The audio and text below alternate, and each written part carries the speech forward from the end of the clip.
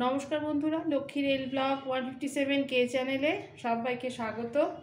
আজ শীতের ফ্রেশ পালং শাক দিয়ে একটা রেসিপি শেয়ার করব, যেটা ফার্স্ট পাতে গরম ভাতের সাথে অসাধারণ লাগবে। সবার প্রথমে এই রেসিপিটা বানানোর জন্য এক আটি পালং শাক লাগবে। পালং শাকের খালি পাতা লাগবে। পাতাটাকে ভালো করে ধুয়ে এরকম ছোট করে কুচিয়ে নিতে হবে। খুব সামান্য ইনগ্রিডিয়েন্টস দিয়ে এটা বানানো হবে। এবার গ্যাস অন করে কড়াই বসিয়ে দেবো, আর পুরো রান্নাটা মা আজকে বানিয়ে দেখাবে আপনাদের। কড়াই গরম হয়ে গেছে, সামান্য তেল দিয়ে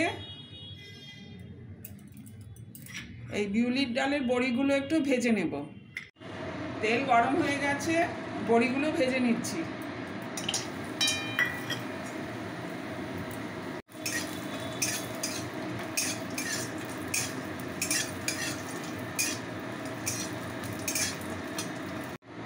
বড়ি আমার ভাজা হয়ে গেছে, এবার তুলে নিচ্ছি।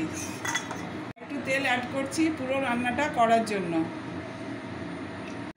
তেল গরম হয়ে গেছে, কালো জিরে ফোড়ন দিচ্ছি।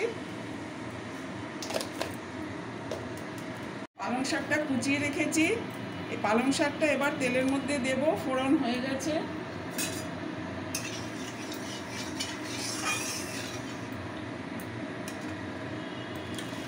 পালং শাক কুচোনোটা দিয়ে দিচ্ছি।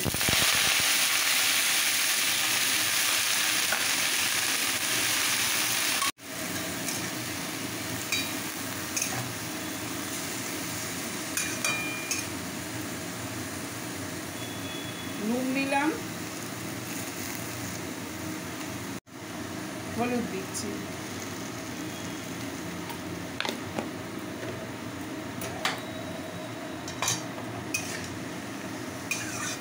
এবার নাড়াচাড়া করে দিচ্ছি। একটু জল বেরোবে, ওতেই শাকটা সেদ্ধ হয়ে যাবে। শাকটা নরম হতে হতে একটু মশলা বেটে নিচ্ছি। মশলাটা শিলনোড়ায় বাটবো। আদা নিয়েছি, দুটো লঙ্কা নিয়েছি, আর 1 চামচ গোবিন্দভোগ চাল নিয়েছি। আদা, লঙ্কা, গোবিন্দভোগ চাল একসঙ্গে বেটে নিতে হবে।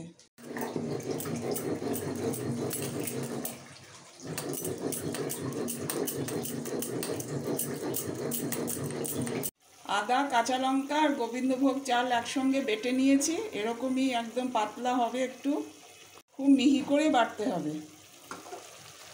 শাকটা থেকে অনেক জল বেরিয়েছে, সেদ্ধ হয়ে গেছে। এবার গ্যাসটা একটু বাড়িয়ে দিচ্ছি। ফ্লেমটা বাড়িয়ে জলটা টানিয়ে নিতে হবে। জল শুকিয়ে গেছে অনেকটাই। এবার খুন্তি দিয়ে এইভাবে একদম পেস্ট করে নিতে হবে।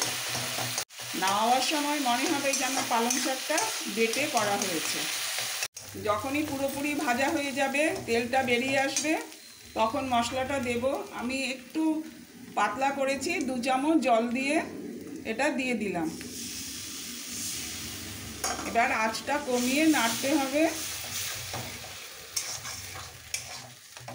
এই সময় সামান্য একটু চিনি দিতে হবে। প্রায় হয়ে এসছে।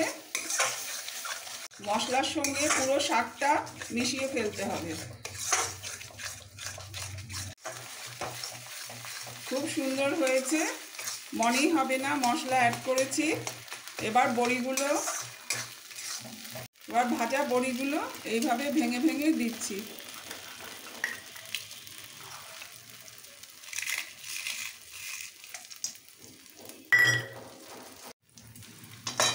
নামানোর আগে নুনটা একটু টেস্ট করে নিতে হবে। একদম রেডি হয়ে গেছে পালং শাক। এই সময় নুনটা একটু দেখে নেবে, কেমন লাগলো তোমাদের খেয়ে আমাকে একটু অবশ্যই জানিও। এবার গ্যাস অফ করে দিচ্ছি, করে একটা প্লেটে তুলে নিচ্ছি। ব্যাস রেডি হয়ে গেল গরম ভাতের সাথে খাওয়ার একটা স্পেশাল পালং শাকের রেসিপি।